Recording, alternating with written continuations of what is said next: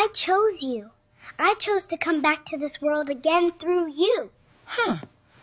What are you saying, Baby T? Baby T told Funmi she chose her before she was born. Funmi laughed the first time it happened, because babies don't talk, and they definitely don't say things like that. Baby T was barely 2 years old, still learning how to form full sentences, still calling water wawa. But one quiet evening, as Funmi brushed her hair, T looked up at her and said, "Mama, I picked you." Funmi paused, smiled. "Picked me where, baby?" T tilted her head, thinking hard. Then she said something that made Funmi's hands go still. "Before, when I was big." That night, Funmi told herself it was imagination. Children say strange things all the time.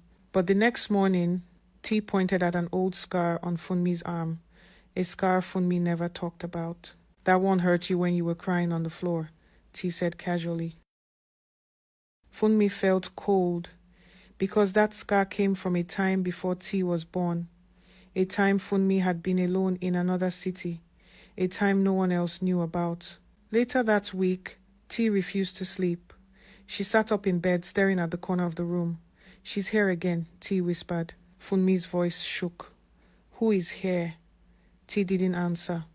She just hugged her mother tight and said, "She doesn't like that, I remember." That was the moment Funmi realized something was wrong. Because T didn't talk like a child remembering stories. She spoke like someone remembering a life. And she hadn't even told Funmi the worst part yet. My first mummy was wicked, but you're so sweet to me. Huh. What first mummy are you talking about? Just before dawn, T suddenly sat up, not scared, not crying. She looked relieved. "Mama," she said softly, "do you want to know how I found you?" Funmi's throat went dry. She nodded. T stared at the ceiling, like she was watching a memory play. "I was tired," T said. "I was walking, then I wasn't." The room felt colder. "I remember water sounds," T continued, "and light, and then I was floating." Funmi whispered, "Floating where?" T turned to her. "Between." Funmi's heart pounded. "There were many doors," T said. "Some were loud, some were angry." She paused. Yours was quiet. Funmi felt tears sting her eyes. "You were crying," T added gently.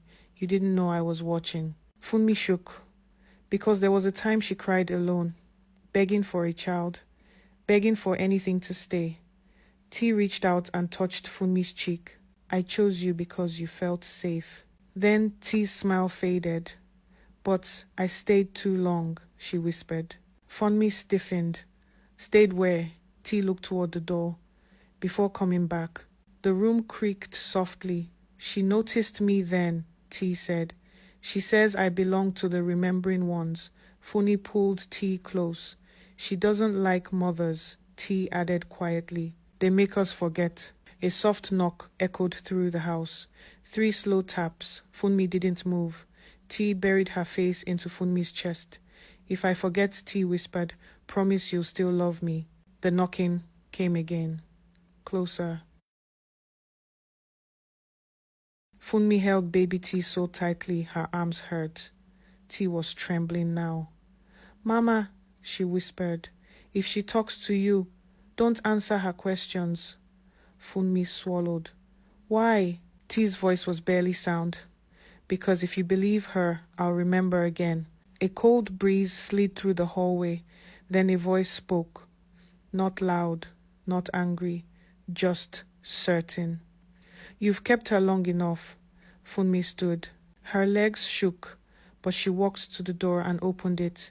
No one stood there, only light, soft pale light filling the doorway like morning fog, and within it a shape, not fully human, not fully gone. "She doesn't belong only to you," the voice said. "She's been here before." Funmi's chest burned. "She's my daughter." The light flickered. "She remembers too much," the voice replied. "That makes her dangerous." Behind Funmi, baby T cried out. Funmi turned back to her child. T was crying real tears now. "Mama," T sobbed, "I'm tired of remembering." Funmi knelt and held her face. "You don't have to remember," she said. You don't have to be anything but mine. The light pulsed. If she stays, the voice warned, she will forget who she was.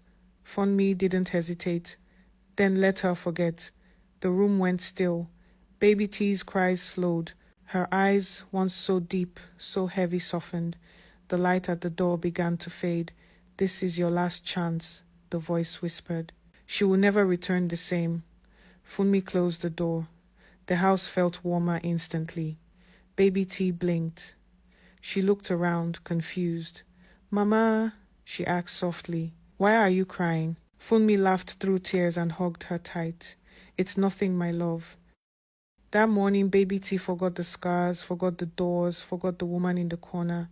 She grew up laughing, dreaming, living. But sometimes, very rarely, Funmi would catch her staring into sunlight, smiling, as if some part of her still remembered choosing her.